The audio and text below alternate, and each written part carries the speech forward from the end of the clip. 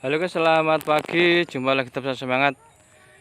Ketemu lagi, tetap sehat, tetap semangat bersama Dapa Agro Indonesia.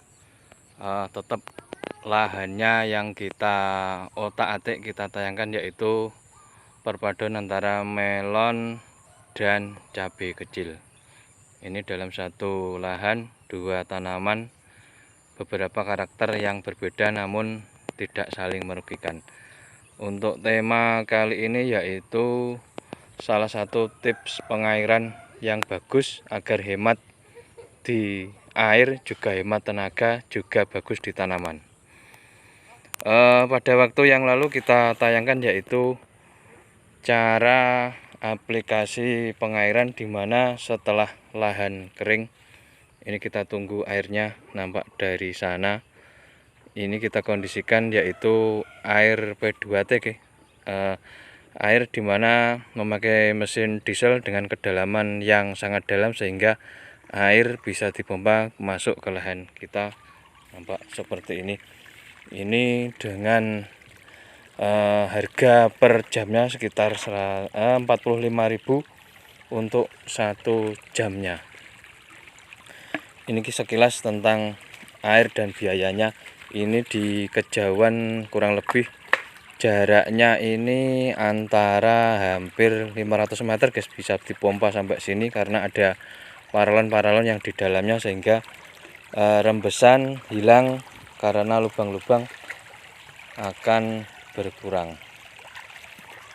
Ini kita kembali ke tema kita yaitu pengairan, dimana pengairan yang awal kita tayangkan setelah lahan pecah-pecah, lahan kita biarkan, lahan kita keringkan semaksimal mungkin, yang dimana ini sama halnya dengan pengolahan tanah yang kita biarkan memang pecah-pecah. Setelah ada tanamannya yaitu kita beledes guys, artinya harus full di airnya masuk sampai ke tengah.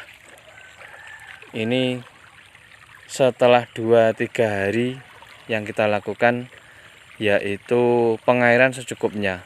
Artinya yang awal itu kemarin kita menghabiskan waktu 2 jam. Ini kita hanya 1 jam. 1 jam ini kita kondisikan harus selesai, harus cukup di lahan kita yang luasan kurang lebih 2,5 kotak. Untuk jumlah batangnya kemarin kita hitung 4.200 batang untuk melonnya, sama halnya dengan cabenya. Ini pengairan yang pertama kita beledes sampai teragung, artinya 2 jam kemarin bisa membeledes, bisa menenggelamkan lahan ini. Artinya secara otomatis lahan-lahan yang kemarin itu terendam semua. Ini yang kedua, ini prioritaskan jangan sampai tenggelam.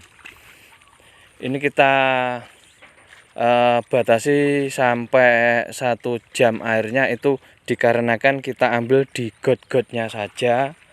Kemudian kita aplikasi pengairannya nampak seperti di depan. Ini kita kondisikan untuk siwur, bisa dikatakan kocor, bisa dikatakan pemberian air secara per lubang. Ini salah satu keuntungannya yaitu yang jelas kita review dari awal, penghematan air, dimana jika diteruskan berapapun airnya ini akan habis di jalan juga di lahan kita, bahkan sampai 2 jam, diperkirakan 2 hari sekali guys, nanti terutama boros. Yang kedua yaitu tidak diperlukannya air dalam jumlah banyak, dalam arti secukupnya.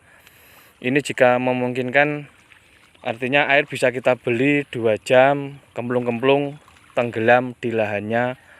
Namun efek yang ditimbulkan terlalu jenuh, nanti juga jelek di perakaran, menumbuhkan jamur, juga memberi dampak semacam tanah asam-asaman karena posisi pori-pori di tanah-tanah yang berlempung, berwarna hitam, berwarna merah ini biasanya sekali kena air bisa dikatakan ceket guys bahasa Jawanya. Untuk menghindari ceket, salah satu alternatif yang kita gunakan yaitu kocor manual. Nampak pada gambar di atas kita contohnya. Enaknya langsung dibuat rono kayak bukaan ya. Kene engko ngikuti ya, karena lokasinya lubangnya air ini terlalu sempit guys, hanya 3 dim. Secara otomatis nanti untuk di area lahan ini bisa penuh dengan sendiri. Artinya juga sebagai cadangan air ini kita prioritaskan yang bawah. Artinya air digelak sampai bawah dulu. Wis langsung ngisor. Ini nampak lubangnya cuma 3 dim. Ini nanti bisa penuh dengan sendirinya. Nanti jika penuh kita tutup, baru kita kocorkan untuk manual-manualnya. Sebagai contoh nampak seperti yang kita lakukan pada teman kita tadi. Ini dikondisikan pengalaman sedikit, melon harus wajib umur 10 hari. Jika tidak 10 hari banyak yang mati guys kemarin, karena diperkirakan perakaranya juga kurang kuat, tumbuh tingginya juga kurang kuat. Akhirnya terlalu terik, panas mengkilat seperti ini akan banyak yang mati. Ini beralih ke lahan kita yang selanjutnya. Itu dari sana ada paralon tembus dari sini, kemudian nanti kita salurkan meratakan untuk di lahan yang bawahnya. Nampak seperti ini langsung kita gunakan yang seperti yang tadi. Di gotnya kita target memang 1 jam ini. Nanti di gotnya itu yang penting bisa diciduk guys bahasa Jawanya. Bisa diciduk, bisa diambil gayung di posisi got-gotnya ini, kita ambil, kemudian kita kocorkan manual di tempat-tempat yang lubang-lubang tanamnya. Nampak seperti ini yang sudah kita lanjari. Ini yang kita kemarin nanti kita terangkan untuk pemakaian lanjaran juga jeraminya yang di tengah. Ini pengairan ini yang tadi kita target memang 1 jam ini, artinya memang prioritaskan di got-gotnya saja, kemudian kita ambil sebagai kocoran untuk gayung. Ini lebih irit, lebih mudah, lebih awet untuk posisi pengairannya. Dimana yang rencana kita manual pakai tangki guys, manual per A, namun dirasa memang per A-nya bagus, cuma untuk waraknya guys, kenyangnya di lubang-lubang kurang maksimal. Maka dari itu kita memakai metode cepat, tepat, murah, praktis, ekonomis, tepat sasaran. Iki tuh ini gak apa lek? Gak apa ya, sing ora ben. Engko tembok ya. Iki kan engko oleh kene sik, engko oleh separuh engko kene gumpet gua nganan. Ini kita kondisikan air memang harus betul-betul semaksimal mungkin, sepraktis mungkin kondisi air ini. Ini nampak di gotnya sudah ada. Nah, yang kita inginkan seperti ini. Artinya air di got ini intinya bisa diciduk guys, diciduk, diambil gayungnya, kemudian kita kocorkan per lubang-lubangnya. Nampak seperti ini cara aplikasinya. Mungkin bisa dikeraskan dikit untuk cabenya. Untuk cabenya juga, cabenya ini terlalu